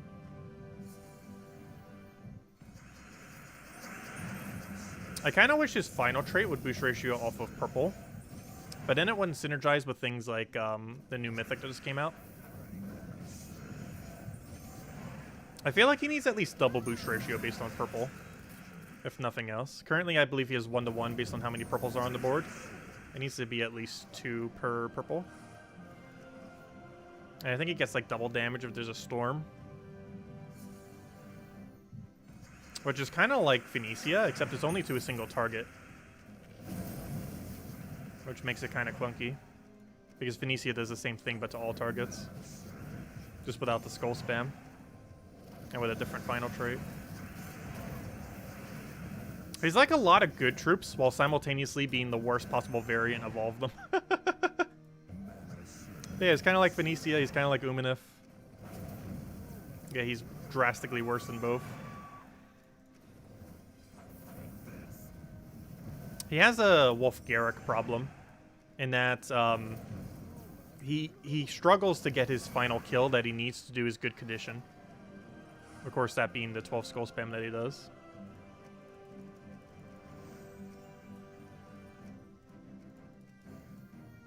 Wolf Garrick suffers from that extremely same condition, in that it's so useless because it's so hard to get the condition. And the extra bad thing about Wolf Garrick as well is it's Devour, so things could have immune, and you don't get to choose what randomly gets devoured. So the random Devourer could literally just hit something that has immune to Devour, which would obviously do literally nothing.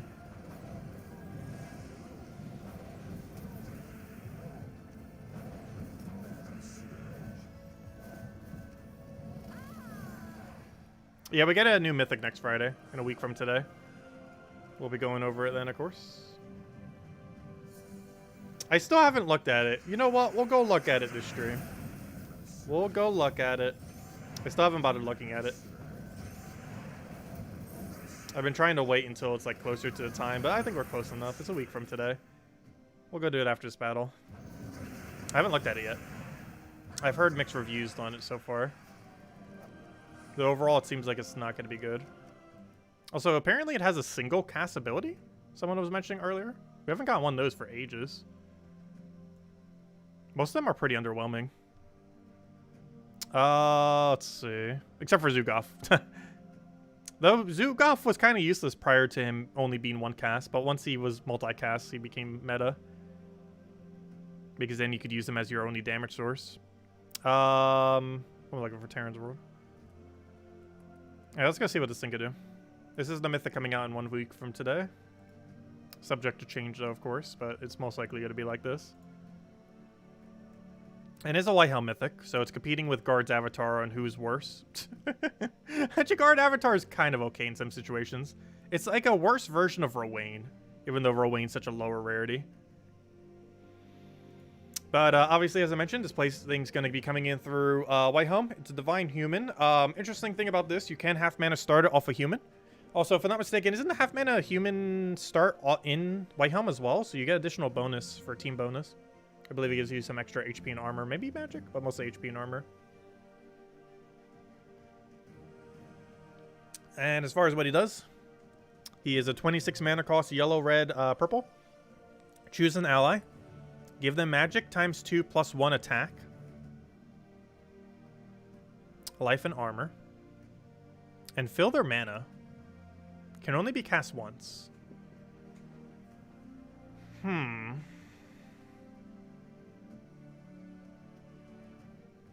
Enrage Karandera. He does kind of look like a god, doesn't he? That seems interesting. I wonder how that would work with Enrage Karandera. If that would be viable. Because you have to keep in mind, his 26 mana cost is actually a 13 mana cost. So basically what you could do with this is use a Empower Troop. Or, you know, have a half mana start. The team, I don't think it would be as good as Wordbreaker. But, you know what? We might have to craft Enrage Karandera. Enrage Karandera might actually got a little bit more meta. Because what you would do is Enrage Karandera in first slot. Followed by this guy. Followed by Mercy. Or any of the Empower Troops that will feed into it. Doesn't have to be Mercy. And then followed by, though you'd probably want to do Mercy for the Whitehelm synergy. And your final troop would be 50% mana start on humans. It's a really high commitment build. But basically what it would allow you to do is... Oh yeah, you probably would want it to be yellow. Because doesn't Enrage Karandera not use yellow? Let me double check. Because you want to make sure you're not blocked. Wait, what's the colors of Enrage Karandera? He doesn't use yellow, right? This would be perfect if he doesn't use yellow. Yeah, he doesn't use yellow. Perfect. Yeah, because you're blocked on red and purple. So that's literally what the meta would be for him then. Okay, we might need to go craft Enrage Karandera. Hold up. We might actually need to craft this thing next week. Finally.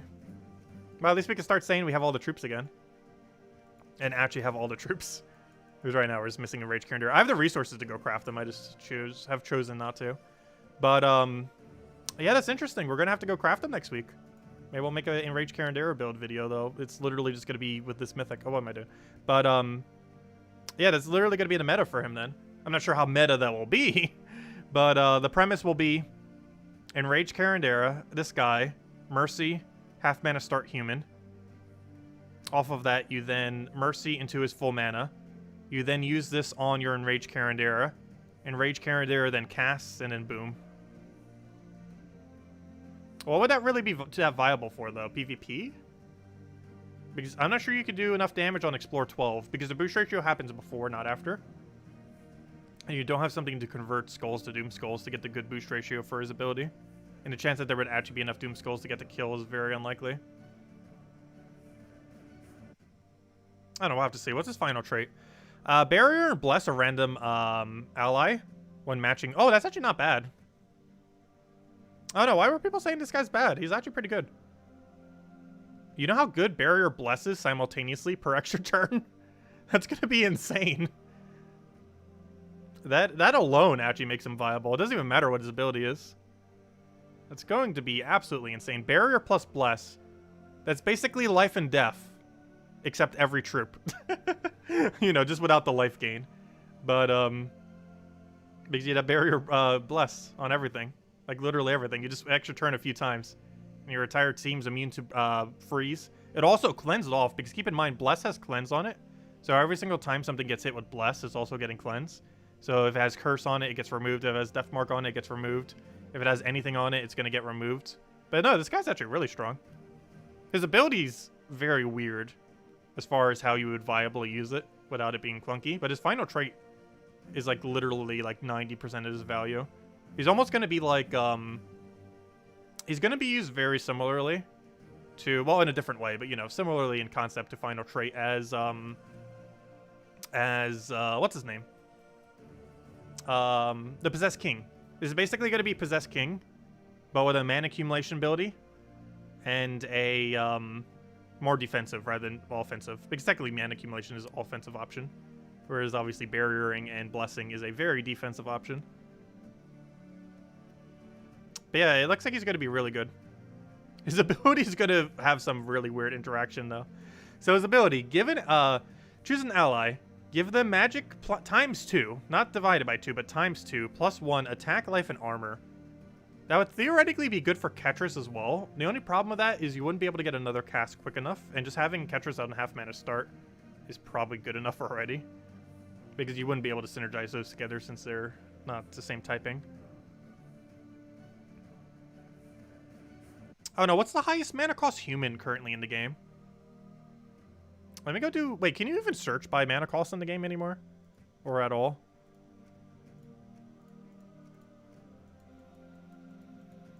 You cannot. Is there really no way to search by mana cost? I want to know what the highest mana cost human in the game is. Not counting him. Oh, I can do human mythic. What other human mythic is there? Or are there? Is he the only human mythic? Let's do it based on that. Because obviously if there's a mythic that's human. Base rarity. Human. They're all trash. All these abilities are awful. Awful, awful, awful. Well, your final trait's good, but your ability's kind of meh. And awful. Okay, that's not going to work then. I was thinking what we could do is if there was another good human, you would have half mana start on both of them. You would cast the human's ability first, and then you would fill it to max with the other troop, and then you'd be able to cast it again. So basically, you would have a half mana start on both of them. You fill both of them up. You cast with the mythic that's not him. You then refill it immediately, and then cast again, and then auto-win that way. However, none of these abilities will do that. Maybe once we get another good human mythic. But the closest we could do that is Champion of Anu. It's not enough damage at all, not even close. Not even remotely close. The Voice of Orpheus would be horrible for it too. Plus it's the same mana cost, so you really wouldn't want to do that. What's the next best option? I guess running like Divine-ish Ball. You could technically run the Divine route. Theoretically. Yeah, it wouldn't work out as well. Ishbala with the new mythic would be okay. Instead of going human build, you can go divine build. I don't know, what's the, let's go check. What's the best divine mythic? There's a lot of them. So let's go by base rarity, but instead of human, let's go under divine. Is there any divine mythic that in 2 casts could win? Yes. Hold up. I forgot Catches the Bull is divine. This is countered by Stealthy on 2nd slot, though. Or 4th slot. But mostly 2nd slot. But theoretically, if the enemy is not running Stealthy on 2nd or 4th, you could do the divine version of it. Catcher's 2nd slot, Catcher's 4th slot, and you win. And you'd have the extra stats for your 2nd cast off of the mythic. Because it gives you the 3 stats, literally, that Catcher's the Bull needs to boost ratio. Attack, life, and armor. So that's going to be an interesting interaction. But is there any mythic other than that that can double... Or any divine mythic that can 2 cast win? Guard's Avatar actually could, because he gets boost ratio from the armor he gains. So theoretically, if they don't have Submerge, Guard's Avatar could double do it. Double cast to win. And they both get fed off of yellow if you can get excess yellow from like a Mercy or something. So that'd be your full team at that point. What other things? Ishtara! You know what? Ishtara in the sense that it boosts ratios off of Divines. Or off of Blesses, I mean. It's still such a low mana thing, though. Like, even in a perfect situation, it's going to be 12 gems. Which is still pretty low. But it has loop potential. But also a pretty bad loop potential. Oh, hold up. Quetzalma falls under that category. The only problem is Quetzalma gains no benefit from having additional HP, attack, and armor. Is the only real problem there. Ubistet. Oh, interesting. Uminif actually falls under that category. That actually isn't bad with Uminif. I don't think it's good enough to justify using. Unless you didn't have other options. But theoretically, it can be used with it. Interesting.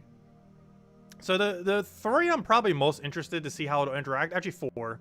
Guard's Avatar, Ishtara, Catches the Bull in particular, and Quetzalma are probably the main ones that'd be interesting to see how it works with.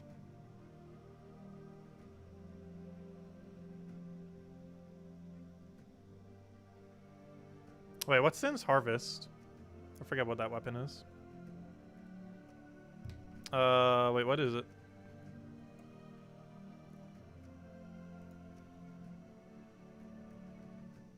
Convert yellow to Doom Skulls? I don't know, I don't think that would really work that well. Especially just compared to using a Doom weapon that is similar. The Doom Scythe. And even then, you're eventually going to run out of yellow. Unless you're running it with, like, Stormcaller. And even then, you might still run out of yellow. Because you definitely need Yellow Storm for that, for sure. Interesting, though. I don't know, it'll take a lot of testing. But yeah, next Mythic's actually really good. I'm not sure why people were saying this is bad, unless it got changed between when they said it was bad and now. But this Mythic's actually going to be really good. Highly advise getting it. There's definitely some really broken interactions that it could potentially have. Realistically, you're not going to use it often. But it's a utility troop that you're almost always going to have to think about. Especially with high mana cost troops. Because obviously, anything that has a 20 higher than a 26 mana cost net gains you mana. And anything that really needs a boost ratio for attack, HP, or armor would also gain quite a bit of a benefit from him. While still having a high mana cost. And also, his first cast, if you do it with human 50%, is only a 13 mana cost.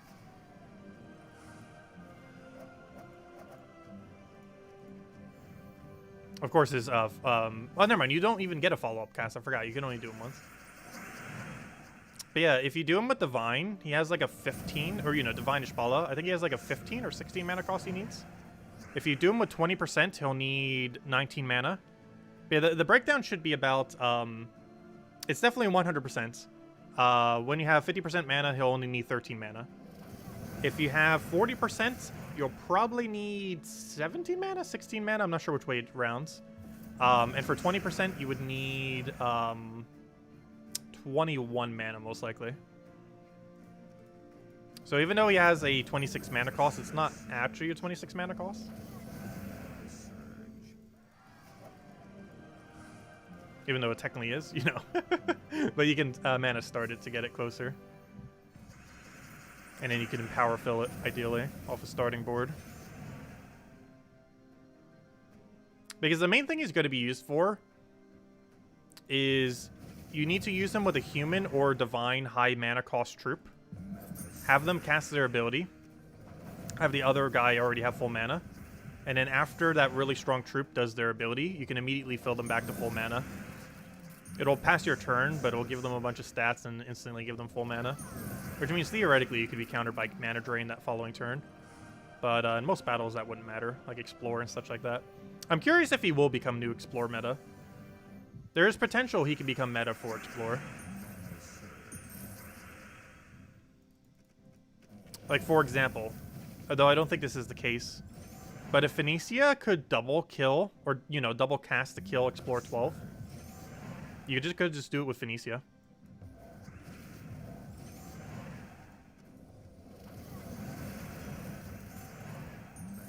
Oh, the only problem with that, you wouldn't have Red Storm, though.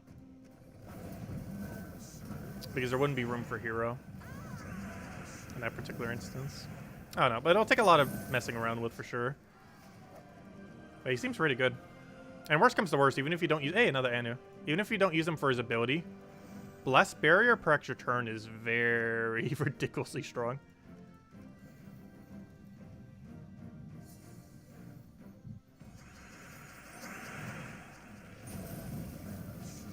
Yeah, the new mythic's kind of like Storm Shield, mixed with that one like mana accumulation troop.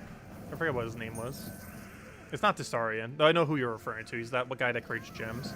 But there's one even more like it.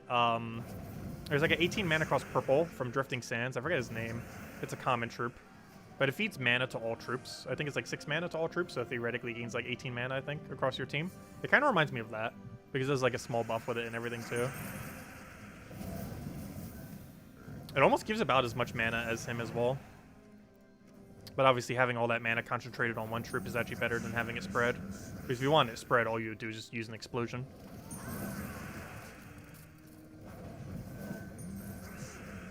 Which would be better than it. Which is why that one common's never used. And it's only one cast, so once you do it, you can't do it again. Also, definitely don't get more than one of this next mythic. Even though it would be pretty funny to get double barrier into double bless.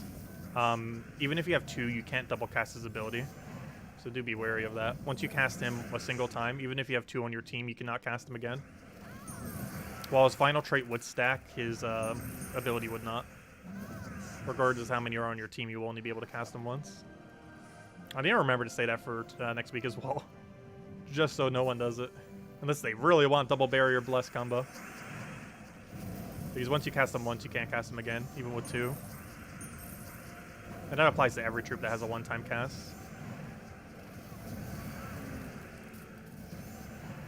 Which are very few, but they do exist. It's almost like they forgot about the mechanic, but there's still like a dozen or so troops with it. Which might even be less than a dozen. There are very few. Like less than 1% of troops in the game have a one-cast ability.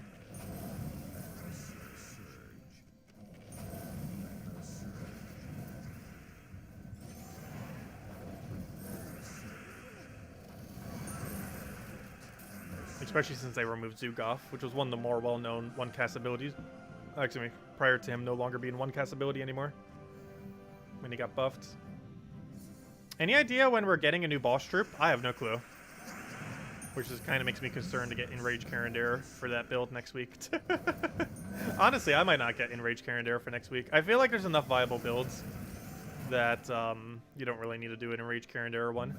The other issue with Enraged Karandera is generally you would want to have that one dwarf troop that converts all Doom Skulls to, or all Skulls to Doom Skulls. And there's no room in that team composition to fit that.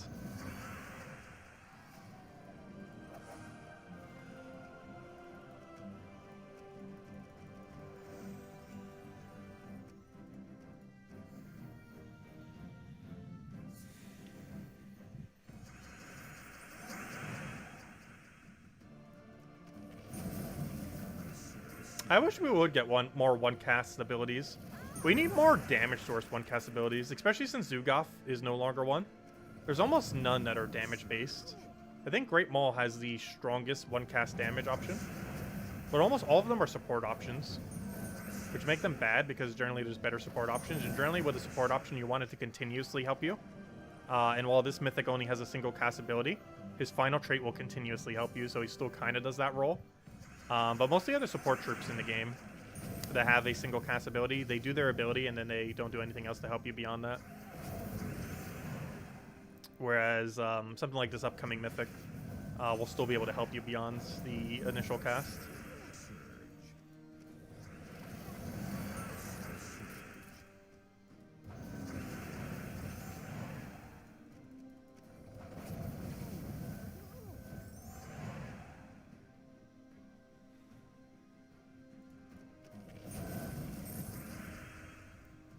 Well, I pretty much already have enough resources to craft both Enraged Karandera and the upcoming Doom Troop.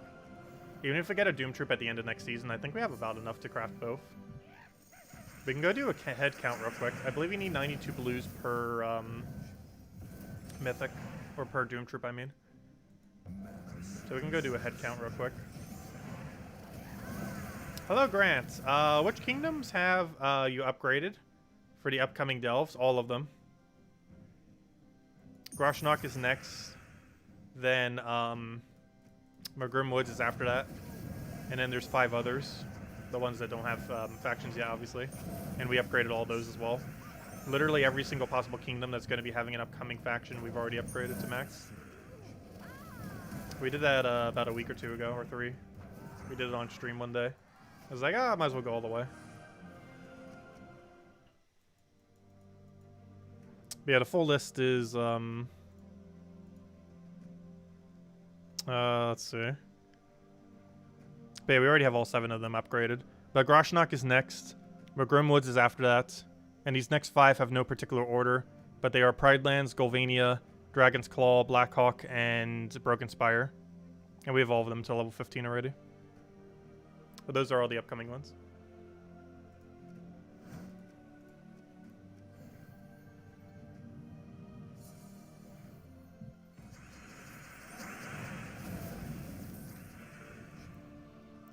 Can we get a thingy down? Yes, let's do that. Get a Zoogoff. Take a skull and... Kinda need purple, there we go. And that should be a dead. Okay, if anyone still has any other questions or anything you want me to go over, let me know.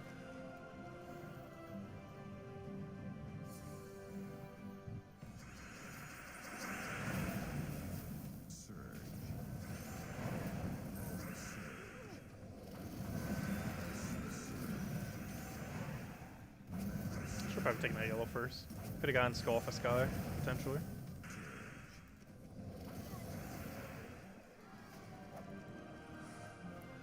Yeah, I kind of want to see what that next Mythic can end up doing now that we just peeked at it. It has a lot of things it could be used for. And as more good Mythics come into the game, it's going to become increasingly better. It's definitely a utility trip you want to try picking up. It actually has potential to be the strongest Mythic that gets added this year. But of course, we don't know what most of the other Mythics are going to be yet. Oh, then again, hold up. The other Mythic that was added so far this year was Ironhawk. Gosh, is this the year we finally get all good Mythics? That'd be 2 good Mythics in a row. We would have gotten an S tier Ironhawk and this guy who's going to be like S tier if good Mythics come into the game. I feel like initially he's going to be like B or A tier. But there will eventually be a Mythic that just comes into the game that has like near perfect synergy with him. And it'll just be insane. What we really need is a human that has really good damage output as a Mythic. And if that ever happens, he will be very meta. There's other things he could be used for in the meantime though, like with divine builds and such. But once that human build gets built, it will have a lot of potential.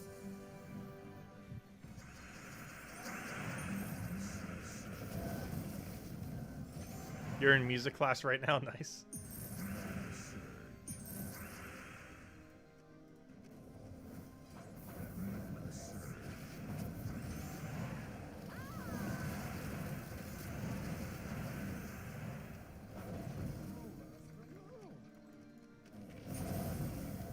You've been saving since Ironhawk came out to get Archdiva. You're so hyped. And the White Helm will finally have a second Mythic. Yeah, it's been a while. It's one of the few kingdoms that still doesn't have a second yet. Currently, the only one is Guard's Avatar. Also, I'm still not sure. Between the Mythic that's coming out next Friday and Guard's Avatar, which one's actually stronger? They're both used for drastically different things. However, they can both be used together, oddly enough. I feel like very often the Mythics within a kingdom don't have synergy with each other. They somewhat try to do it with Zillipochli and the one that came out this season. But more often than not, it feels like they don't really have too good of synergy with each other. It's rather clunky. But this time around, Guard's Avatar with the Mythic that's coming next week might actually be decent together. It'd be something along the lines of... Oh, you know what the issue with that would be, though? Where would you put Guard's Avatar? I guess you would have to put Mercy in first slot. So the team would be something like Mercy, Guard's Avatar, the the new Mythic, the Arc Diva, and what would be the other? Oh, and then Divine Shpala as the final trip, so you get everything started with extra mana. And then you Mercy. Ideally, it feeds both of them to full mana, or at least very close. You then Guard's Avatar.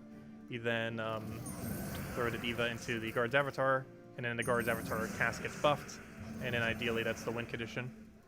I wonder if that can kill Explore 12. There's a small chance that's enough to kill Explore 12. And if it is, that might be new Explore 12 meta. Because it would win in 2 guards avatar casts.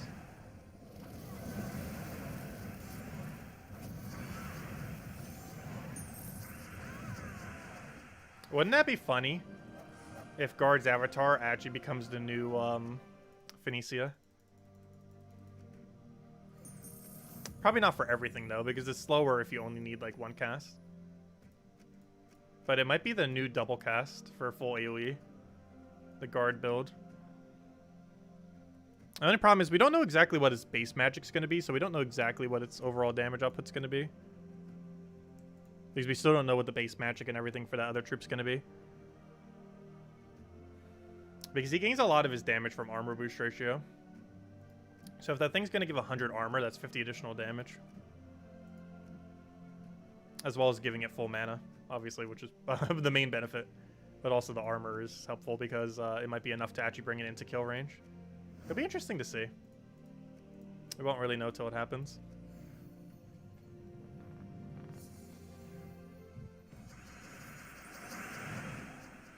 Also, if I'm not mistaken, guard's avatar gains a lot of armor from being maxed. Oh no, actually, he might just gain 6 magic. In which case, he actually gains a lot less bonus from being upgraded, if that's the case. But he's unlike Phoenicia, that gains double its value. Guard's avatar, I believe, gains half its value as magic, which would mean it gain very little benefit. It'll gain literally like 3 damage instead of 12 to all enemies. I forgot about that, because he doesn't actually gain armor, if I'm not mistaken. He gains, yeah, he gains pure magic. So him actually being upgraded will only give him 3 damage. Whereas something like Phoenicia being upgraded would give it 12.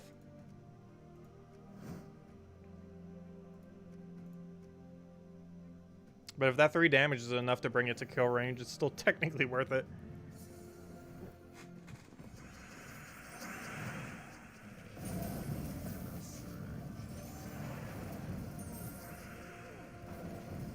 Because if he can double cast kill Explore 12, but I feel like 3 damage wouldn't make or break it generally.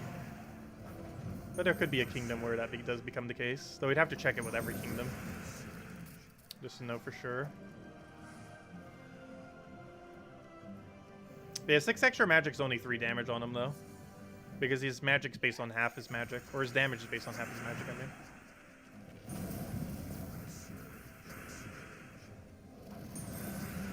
Oddly enough, he actually gains the same amount of damage from having higher armor as he does from having higher magic. They both have the same ratio. And at every 2 armor is 1 magic. I mean, is 1 damage. Whereas every 2 magic is also 1 damage for him.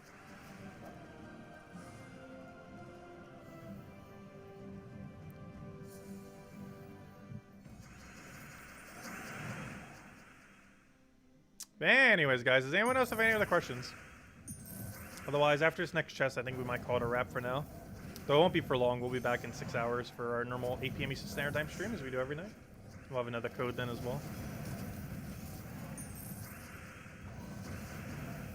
Now we'll wrap it up with this next chest. That hopefully has 3 niches in it. One can hope. Oh, I took those reds and now I don't have enough red to auto extra turn. Yeah, we still had an extra turn on the side, so hey, it works out.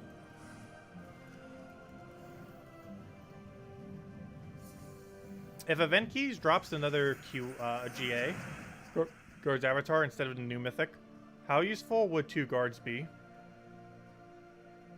That won't happen next week. It's not a White Helm week next week. You're only going to be able to get the new Mythic from Glory Gem Guild and VIP chests. You're not going to be able to get Guard's Avatar. But 2 guards Avatar is pretty useless. However, that won't happen next week because you'll be opening normal keys for it, which would guarantee give you the new Mythic. You're not going to be using event keys for it, unless you wait until the next White Helm event. But as far as next week is concerned, you wouldn't need to worry about that.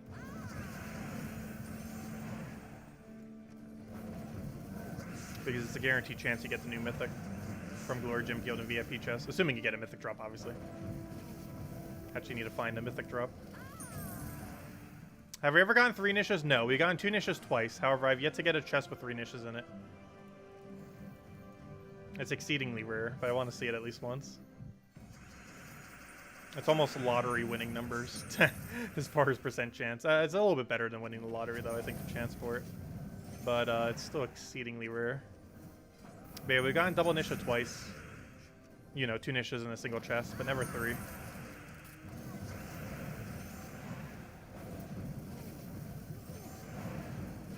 And 3 is exactly how many I need to.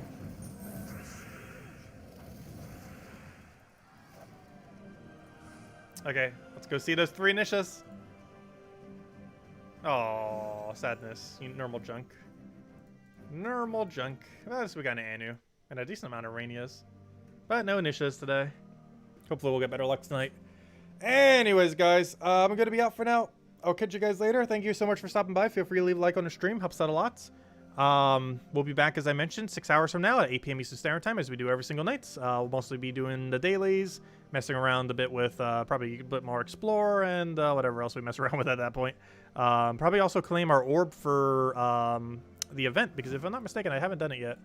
Yes, we haven't, so we'll open that orb and a few other things. I'm having another code. But anyways, I'll be back then. Hope you all have a wonderful, wonderful weekend. Actually, I'm not sure if I gotten 3 Anus before. I might have. 3 Aranias I've definitely done before. 3 Anus I'm not sure if I have. I cannot recall. I know for sure I've double Anu'd many times before. Triple, I'm not sure. I feel like I'd have a screenshot of it, so I don't believe I have. Unless I forgot to screenshot when it happens. Because I'd probably have a screenshot of it otherwise. But anyways, guys, we'll catch you later. Thanks for stopping by. Enjoy your weekend, and best of luck with everything. Goodbye, everyone.